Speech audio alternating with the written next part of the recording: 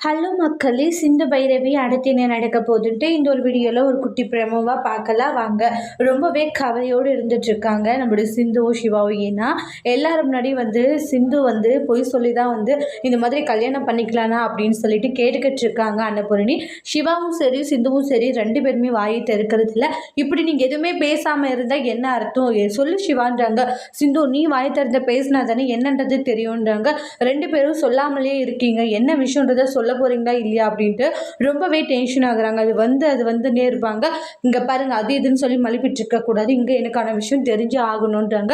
இப்போ உண்மையை சொல்ல போறீங்களா இல்லையா அப்படின்னு சொல்லிட்டு டென்ஷன் ஆகிட்டு இருக்காங்க.